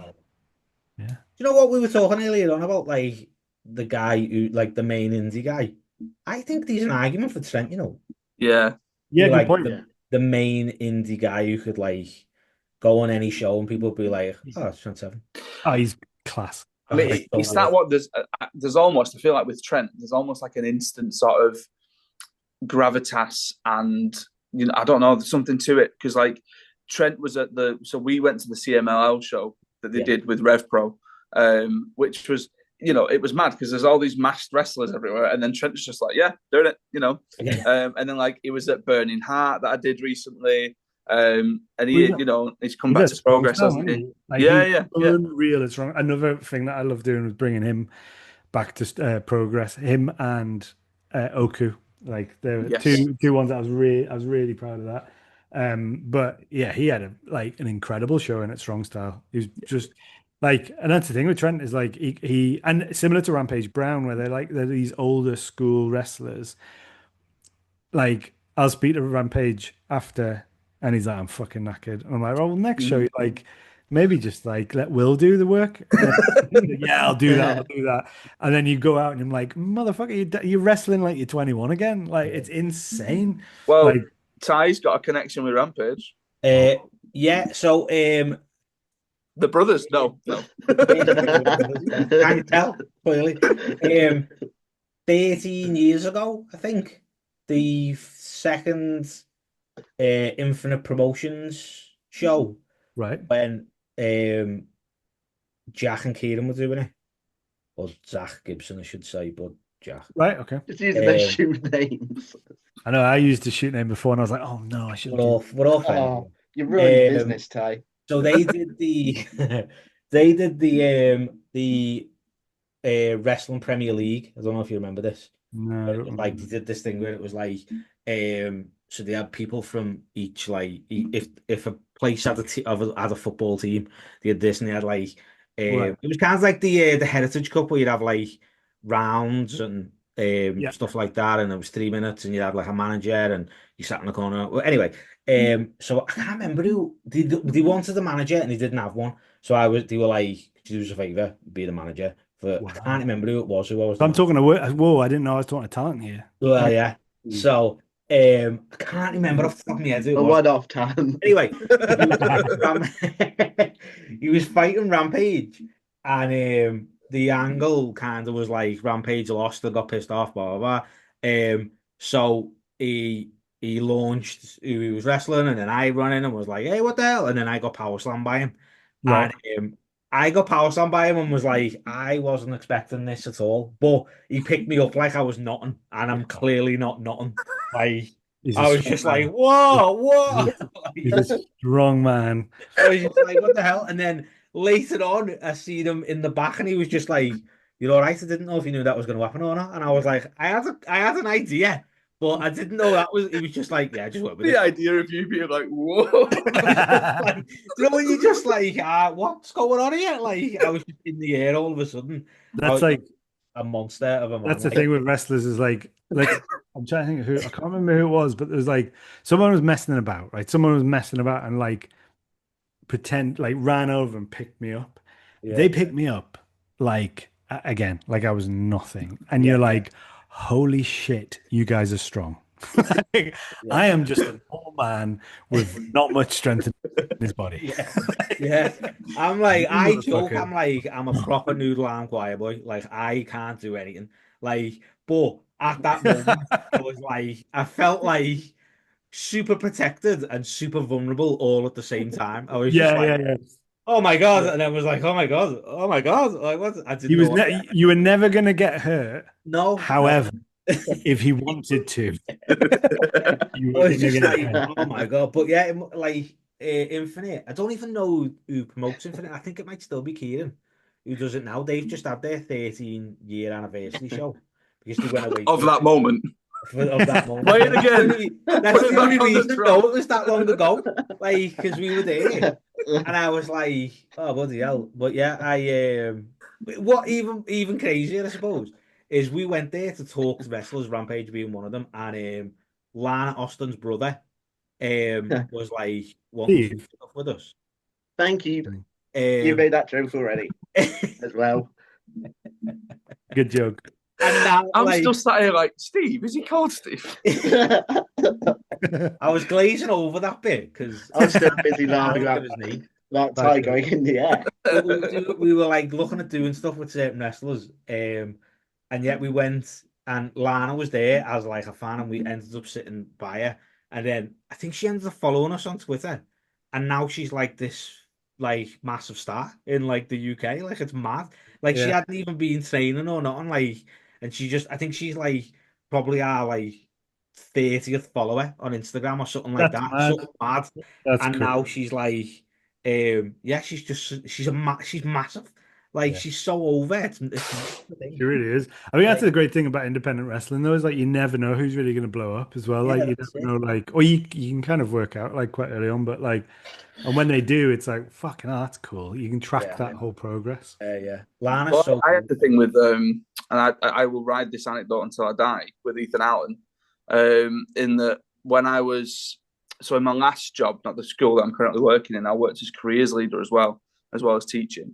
And we had a careers fair in, and my sort of line manager said, try and get like interesting people, because we get like bankers and lawyers and all that kind of stuff. Try and find interesting people. And I was like, oh, I'll email some wrestlers and I'll see if some wrestlers want to come. And I think she thought I was joking. And then she sort of said like, all right, so we've got, and I went, oh, well, the wrestlers are coming, because I emailed Sam Bailey and he was like, oh yeah, we'll come. So literally I had Sam Bailey, Ethan Allen and Joe Blazer walking TVs through reception, putting a big thing up, and they were talking to the students about going training in the Future Shop. That's really cool. And like when I said to Ethan afterwards, I said like, I literally, it was like, I think it was a couple of days after he did the pre-show of Progress with Luke Jacobs, and then on the one afterwards, it was his chapter debut. So like, I've been to every single Manchester Progress show that he's wrestled on. Wow. So it's bizarre to sort of do that. Yeah. That's good. Yeah, I think that's it. It's like, it's amazing to see. It's amazing to see people's like trajectory. I think Leon's the prime example of someone like that. Where I like he went. I don't know if we want to talk about that now. Actually, that's a good segue. Well, I was going to say, like, are we going to put any pumps down on who Rampage's partner is? Because clearly it's Ty. You know, yeah, so don't mention me. Long-term storytelling. You know, this is how we've got him on the pod, because I'm working there. The tag team finish with him picking you up and power slamming him on. Yeah. My guess, and I suppose my little sort of, whether you want to answer this or not, is it a roster member, like North regular? I don't know. I'm not sure. I've got no idea. So are you playing me? His own partner? Is this what we're going with? Like, he's picked it. He's doing his thing. Like, it's his decision. Like, there's the only way that they can actually get a partner in is like it has to be his decision for it. So like, Will's not there, so his representative is someone that he's chosen himself. Yeah. Oh, then. All right. I'll take a punt. I'll give it an up and a down. Simon Noah. Oh, interesting. Okay. Interesting one. That is, yeah. Interesting. I'll make a note of that. So, not Simon Noah. Just write that name off the list. I can't say anything. No, I'm sick of these guys being right about what I'm doing. So, Yeah, not anymore. guy. Fucking Amir Jordan's off. Yeah. You're It's like, all right, Miller, what's happening? You're not on the show anymore. You can blame the guy that Tate Mayfair's don't like. Yeah. Is that the same guy? Is that the same guy who Rampage powerbombed? Different one, same podcast. Yeah. Right, main event. So triple threat, North World title, Liam Slater, Leon Slater, and Gene Money. Yeah. Now, we all know Leon's on an absolute tear. Like, he's ripping it up in TNA. He's doing absolutely fantastic stuff all over the place. I really enjoyed the match he had with Kemper. I think mainly because it was the first time that I'd actually seen him work more as a heel than anything else, which was really surprising to see. Gene Money, we know and love from Progress. And we sort of the group that we sort of go to shows with, every now and again there will be somebody new who's never been to a show before and has never sort of done anything like that. So like Hannah, who came with us to the North show, it was her second ever wrestling show. She'd done Burning Heart, got the bug, and was like, right, I'm going to come with you to the next one. And we were both like, yeah, Hannah's not seen Gene Money before. And that was a whole introduction for that kind of wrestling.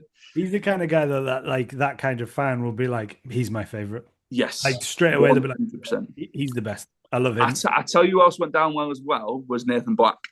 Oh, okay. Yeah. Well, Nathan's great at, like, I think it's that connection with an audience. I think that's the thing, is like, and I think a lot of people put that, again, it's going back to that wrestling bubble where it's like, don't get me wrong, everyone has to be a good wrestler. That should be the standard. But actually the most important and difficult thing is to be a character that people care about and remember when they leave the show. I think that's the hardest thing. And then go, I want to go back and see that guy or that girl again. I think that's the special place to be. And Gene gets that.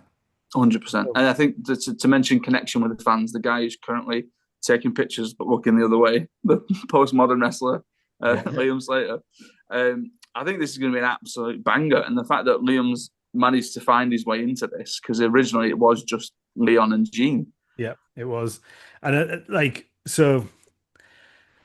this is a bit of hyperbole, but we're calling it like, it's not just a match, it's a moment in time, and it really feels that way for us. Like it's obviously like a bit of a like a tagline for it, but I don't think there's a better body of work in one promotion that explains Leon Slater's rise to where he is. Like, and I genuinely think we've got the best wrestler who will ever come out of Britain on our hands at the minute.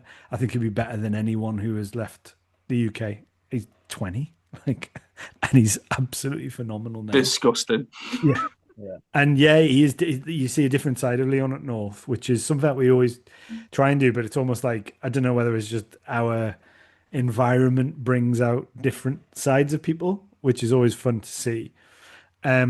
But yeah, his story of where he's come from, I mean, it starts off from being a replacement partner for Doris on the night where they entered the first tag team tournament that we held. And it was going to be, I think it was Visage was injured, and it was going to be Visage and Doris randomly. And Leon was on the pre-show, and he was too young to wrestle. And I just said, no, like, yeah, he looks like he's great. I was like, but he's too young for us to have, really. And then Liam was like, look, I'll vouch for him. I'm here, like, I can, be his kind of guardian. I'll look out for him. His big brother looking out for him. Yeah, 100%. Yeah, and it was like, it's more like his dad. It's like, he's definitely his wrestling dad. And so we put him on the pre-show, and he just fucking blew the roof off. Like, and it was a brilliant pre-show match. It was like Leon Slater versus Jet Marshall versus Eve Bateman versus Natalie Sykes, and all four of them have gone on to do really good stuff at North. And Leon, was amazing in this pre-show, and it was like, oh god, this kid's class. Put him in with Doris, and immediately just went skyrocketed. And in that first match that he had, he tore down, like first, second match, he tore down these lights, these festoon lights that we have, which is why we ended up calling our documentary Watch the Lights. You'll get it anytime anyone climbs on the top turnbuckle. Everyone, North fans chant Watch the Lights, because he pulled them down. But the person he ended up landing on when he pulled them down was Gene Money. It was when Gene Money was a bad guy and he was wrestling with Lycos Jim in the Bad Boy Gym gang. So then you've got from that start of the story, and they were like, Boisterous Behavior were our first ever tag team champions.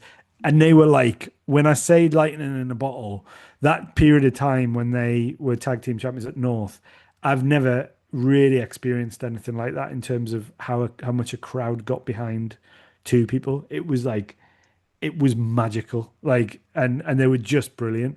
That then culminated in at Thunderstruck, the very first Thunderstruck. The show before, there was they lost the belts the show before, tag belts to Lycos Jim, and then they both, Darius and Leon, entered the scramble match. Leon wins the scramble match to go and face Liam Slater. So the very first Thunderstruck was Leon Slater versus Liam Slater. We've just posted that up on our, it's on YouTube. It has been for a while. We just posted it up on Twitter. I watched it again, and it's like, it really felt like a very special moment for us as a promotion, that one. It was our biggest show ever. Watch the documentary if you can. It's on Patreon. It's on Triller as well. That tells you a bit more about what that whole show meant to me personally as well. There's a bunch of stuff that I'd gone through, and us as a team to get to that point. So then, fast forward 2 years. Last year it was Leon versus Darius at Thunderstruck, and that's where we really saw this new side of Leon. He kept the belt, and now we're coming into this, Leon Slater in his third main event of Thunderstruck in a row. Up against his coach. He's interjected his way into it. We've been basically back at NCL, our 50th show, which was in December. We had Leon versus Gene Money. Gene had him pinned, but the referee was down. And then Liam came in and hit him with the belt, and Leon took the belt. Since then, Gene's been on the warpath. And it's similar to the Boisterous Behavior, kind of organic fan love for a person. They've got behind Gene so much, it's just got back to that point where it's like you can't ignore it. And we had to give him that chance again. We had to be able to put him back into the main event. And he got that shot. He got that shot off the back of Liam saying, if you can beat me, then you get your shot. Gene was able to do that. Kid Lycos 2 wasn't able to do that. And Liam beat Kid Lycos 2 in Leeds. And that's when Liam went, well, hang on a second. What about me? So if I'm the guy who's protecting, why don't I actually get a shot into this? So I think you've got an interesting kind of dynamic here, because I think a lot of people think that Liam's going to protect the belt. I'm not 100% sure, because we don't know where the hell Leon's going after this. We don't know how available Leon's going to be in the next 12 months. This guy will be remembered as the best British wrestler of all time. He's my favorite wrestler. And this is where I'm like, for us though, as a business and as a company, he's the best champion that we've ever had. Yeah. There's nobody who's done more for the profile, and I include Liam Slater in that. And yeah, I'm really conflicted. Because on one hand you've got Gene Money, people's champion, essentially. On the other hand, you got Liam Slater in the middle, an ex-champion. Would want to be two-time champion, a great champion for us as well. But then on the other hand, you've got the best champion that I've ever seen at North, who's just going to get bigger and bigger and bigger and bigger. So I don't know. I kind of know what's best for business, as they say. It's nice to have Leon Slater in that. It's kind of, everyone knows he's going places, wherever that may be, is kind of on him, and the world is oyster. But it's nice for your title lineage to have that person in there, definitely. To be like, he was a North, he was a North champion before he was this, and he was this, and going strength from strength, as we've seen. But it's always good to kind of have that person on the do you know what I mean, on the list of he was so good for us, and I really that's one of the best things about it's one of the best things an indie wrestling company can have is that, hey, Leon Slater, who's now headlining WrestleMania, well, this is what he did for us. This is where he first came Yeah, from. yeah, And yeah, I think, like, when I say he'll be on WrestleMania, I've never been more certain in my life that we yeah. will see somebody that will see him at WrestleMania. Like, he's just unbelievable. Like, he makes me sad every time I watch him wrestle now. When I was watching him versus Kemper, I was just sad. Like, and it's like, I was like, oh, like, and it's weird, isn't it? Because it's like you don't see it a lot when you're going wrestling just goes. It will always go. And if I stop, it'll go. Like I left progress, progress will continue. It's fine. Everything wrestling always moves on. I think when you look back, these opportunities that we get to look back at stuff and go like, and these are why they're our main events. This is why we put these guys in our main events. This is why we spend all of our time and our money in building our main events around the people that we care about, because I get to look at them and I think our fans get to look at them, and anyone, all the makeup of the audience that we've talked about get to look at this and go like, holy shit, like this was a really important part of the lineage. This was a really important moment in time, like the moments that we've talked about before. Now, I'm not a massive multi-man wrestling fan. Like I'm not a big triple threat fan, but this one, I think Liam versus Leon back in 2023 was probably one of the best wrestling matches you'll see in British wrestling. I think it's just it's beautiful. Like, and if you haven't seen it, please go and watch it. Mhm. I think this is going to be up there. I think this is going to be one of those things that North fans talk about, um, and I can't wait to watch it. Like, I can't wait to see what happens, and I hope whatever happens from it is what's best for North wrestling.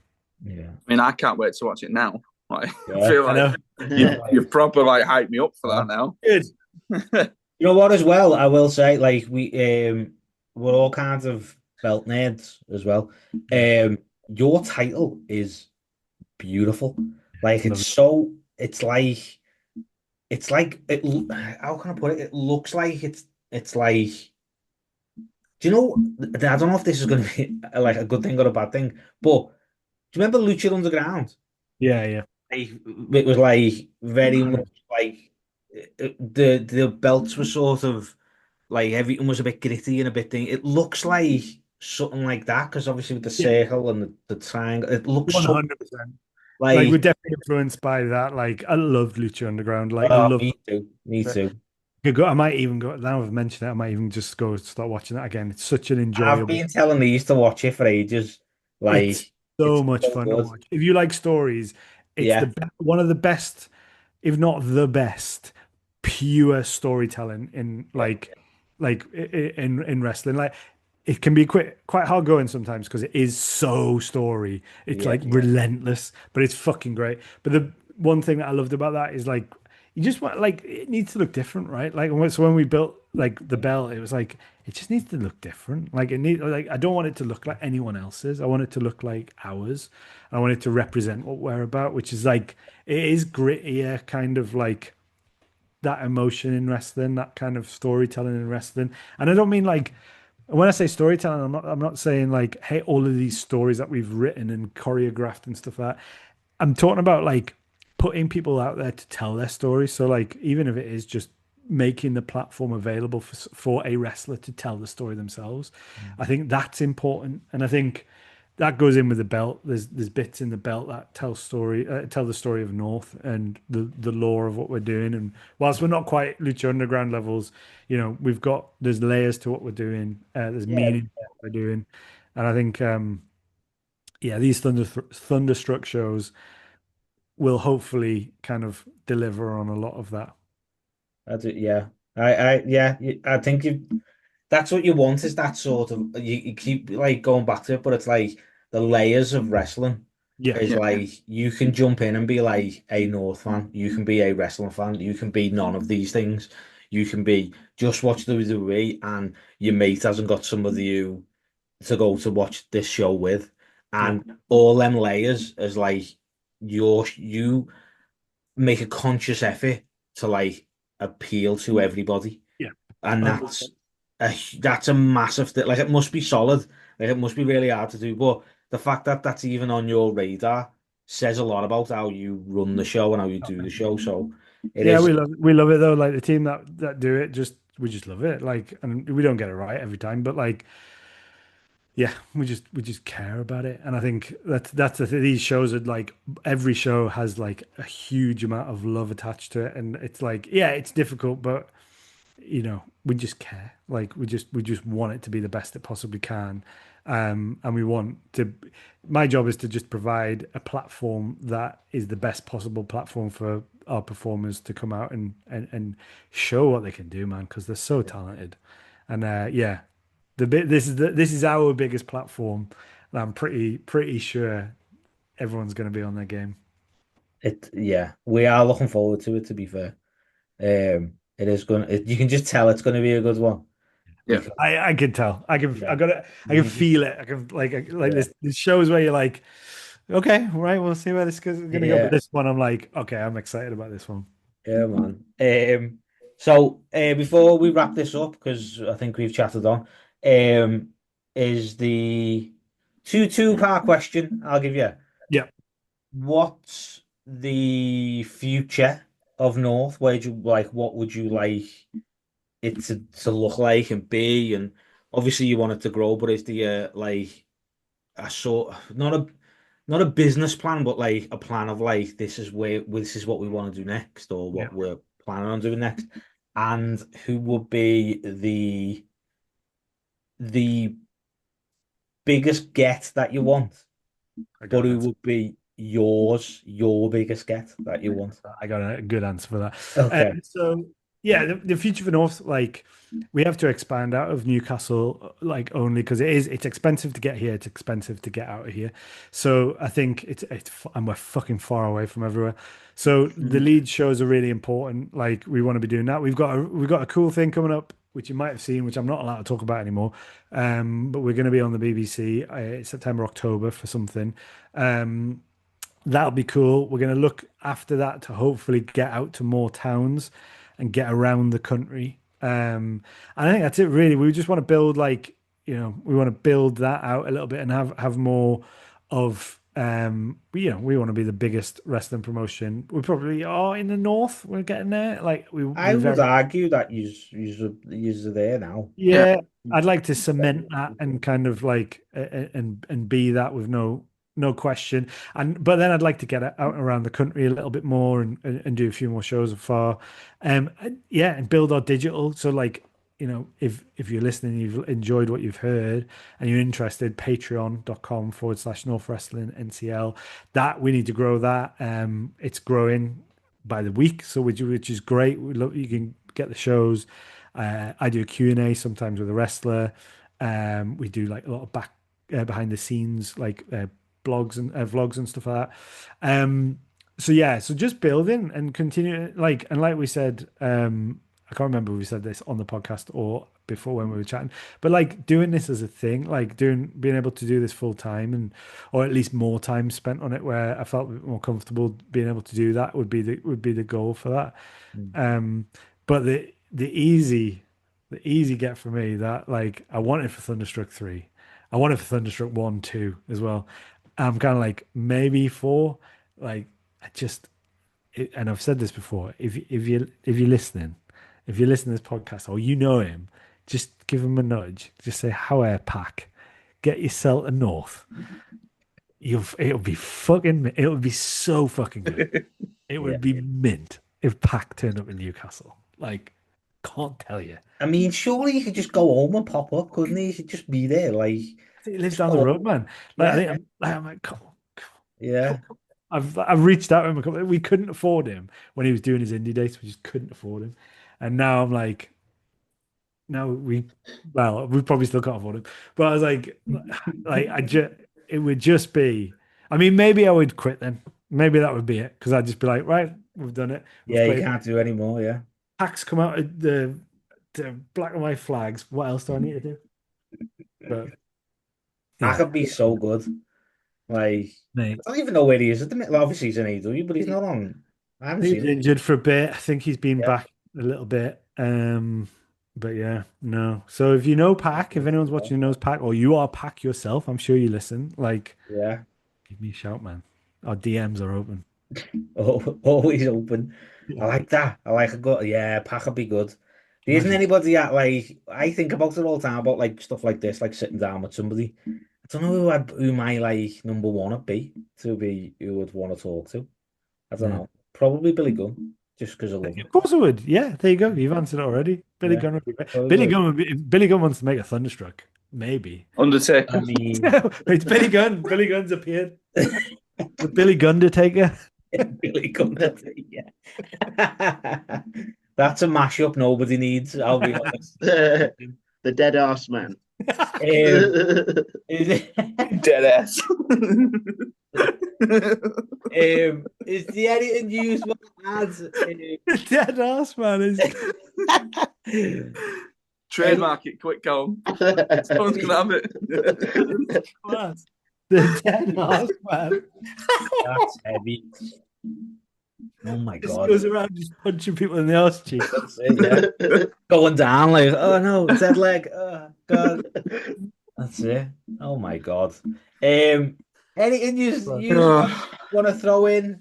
That is gold. Nah, no, that's it. That's it. That's the perfect ending. No more. That's it. Be good. Oh, listen, thank you very much for having us, guys. Though, like, I really appreciate it. Like, that's been. I love chatting about wrestling. I love chatting about what it's like, and I think what you guys is doing is great. So, thank you very much for having us on. I really appreciate it. Always, and like anything to do with North will always be anything we can do to help. It's always like we don't talk to a lot of people, obviously, because I'm like stuck with these two clowns. But you can't get out the house. Yeah, I was gonna say. What? Stuck here. Like it's nice to talk to people, but it's always nice to talk to people who are like super like chilled and cool and like I think you can't get some people sometimes who go on podcasts and like you were saying it's like pushing this like agenda or this thing and it's just nice to like have a chat about wrestling and just shoot the shit and just see what happens. Do you know what I mean? 100%. That's what it should always be. It's like that's all we want to listen to. That's what I want to listen to is just people talking about wrestling. So, and it's been real fun to talk to you guys about it. Like anytime you want to come on. 100%. Yeah, I'd love to come back on. We'll talk about more than welcome. We'll talk about what when no one turns up and it's an absolute farce. What went wrong? But I've put myself into it. The SLTD Wrestling Roundtable. Oh yeah, we'll do that. Or we'll get Callum to watch Star Wars and then we'll go on and talk about that. We've got got a lot to talk about. Well, I'm gonna book the Dead Ass Man now. Like that's good. They've got TNT. Have got like what is it like? They had Blue Cane and stuff like that. Oh yeah, Dead Ass Man. Like, don't you fucking Dead Ass Man?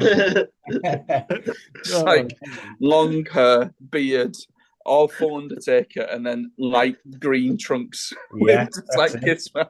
His finisher's spot on because his finisher was the Famouser, right? Yeah. So he could do the Famouser, but he actually just knees someone in the arse instead. Knees them right with the arse. That's absolutely class. Undertaker at the front, Billy Gunn at the back. That's what you need. You know what I mean? All black. I'm an Mysterio, that, innit? Yeah. Purple gloves, but with lips on. No, I mean it's doing it itself. Yeah. You know what I mean? Man. Right. So good. Right, guys. As always, stay safe, stay entertained, and watch the wrestling you want to watch. But always watch North. Okay. Northwrestling.co.uk. There you go. And we'll catch you next time. Cheers, guys.